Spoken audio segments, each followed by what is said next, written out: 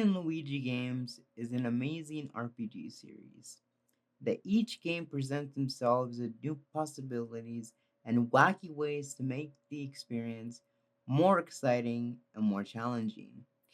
And while each game has their own strengths and weaknesses, and every game is fantastic, the bosses in these games are no exception to this rule.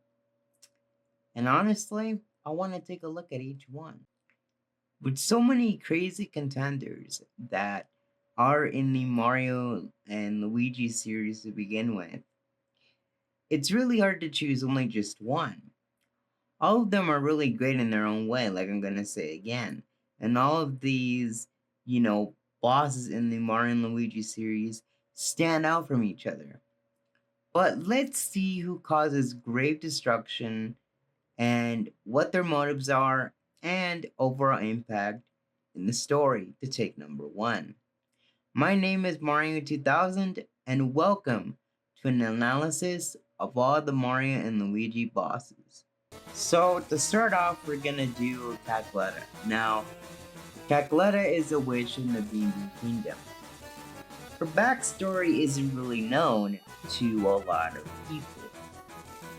And I guess during the development of Superstar Saga, they were gonna have, Cackletta be Queen Bean's sister. But that really didn't come into fruition. Um, Other than that, we really don't know much about her, other than the fact that she wants the Beanstar to fulfill her own desires to take over the world. Now, being the first antagonist of the game, I'll give her credit, she's really weak and just not really a good contender when it comes to bosses. And, I don't have a problem with that. It's just, she's very underwhelming as an antagonist. Because throughout the entire game, she really doesn't do much. And during her cutscenes, it seems like she doesn't do nothing at all other than, sit there, to the, talk to the Mario Bros and Bowser and, just laugh in their faces.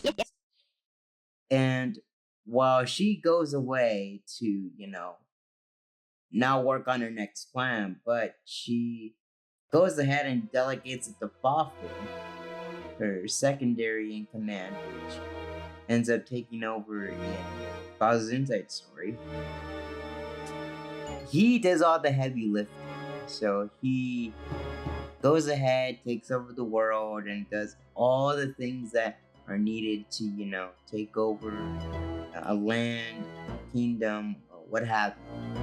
And, for the longest time, I just am confused as to why Cackletta didn't really do it herself. And, the other villains are more than capable of doing it. And it's just really, like, unsettling and very, saddening that she doesn't really do much. And while I do love Superstar Saga for what it is, just an underwhelming villain overall, other than her, attacks which involve electrokinesis. And I believe she does possess one of the weakest things in my book. And as Bowletta, she does cause mass destruction. For anyone who doesn't know who Bowletta is, she possesses Bowser and she becomes Bowletta, a turtle fused with Cackletta's features. So, a fusion essentially. And she uses Bowser's resources and castle and kingdom to take over the Bean Kingdom and Mushroom Kingdoms, respectively.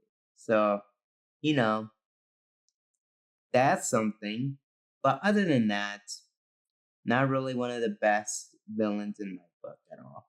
And not one of the best antagonists, per se, which is very unfortunate. Mario and Luigi series, this particular boss is very dangerous and, of course, is one of those villains that I believe hide in the dark factor. And of course, we're going to be talking about Princess Shroom. Now, her army consists of shrooms, which are mushroom like aliens. And one day, her and her shrooms look down at their lifeless, barren down planet, which is called Planet Shroom, ironically, and decide to find their new home on Earth.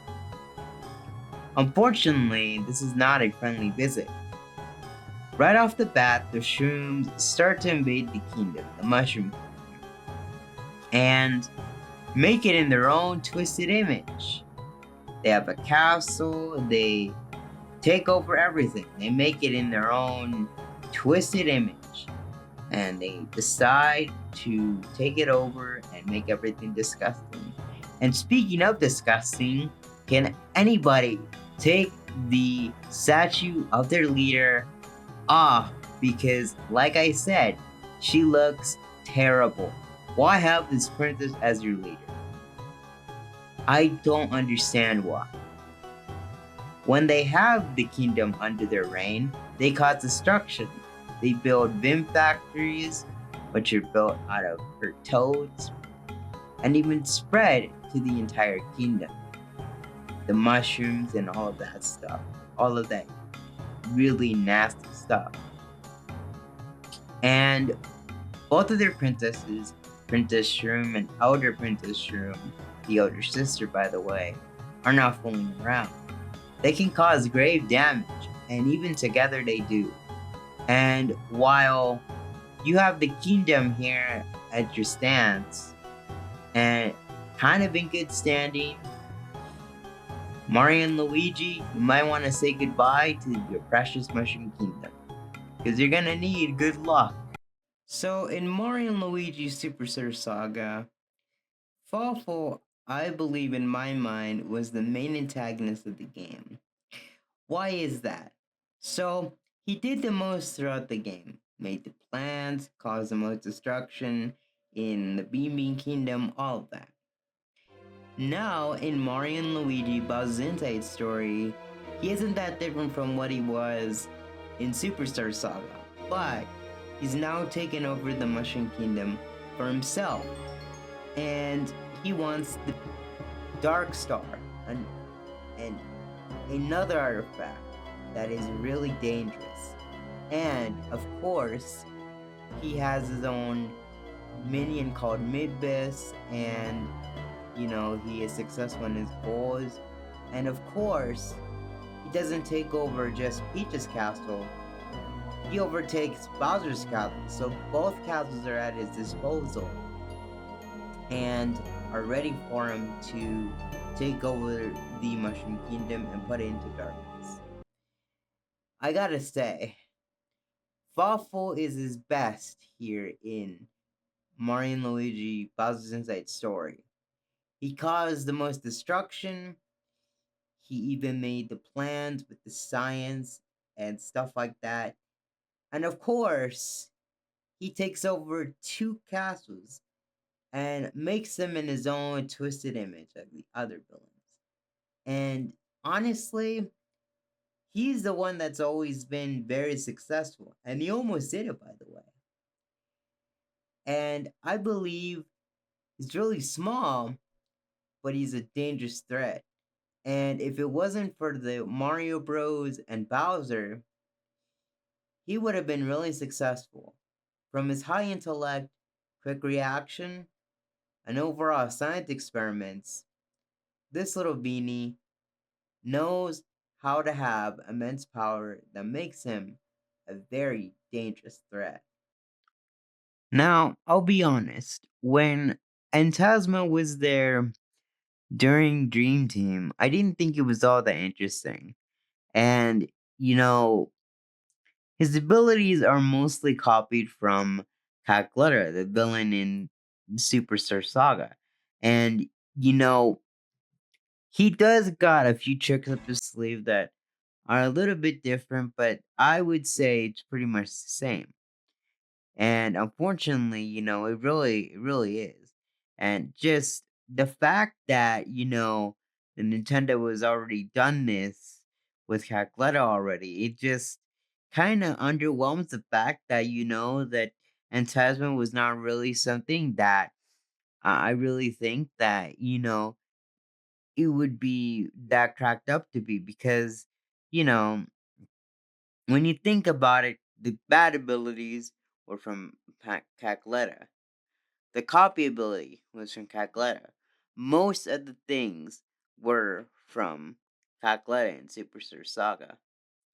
And, of course, this kind of brings me to my point where, it felt like a Cackletta 2.0 almost.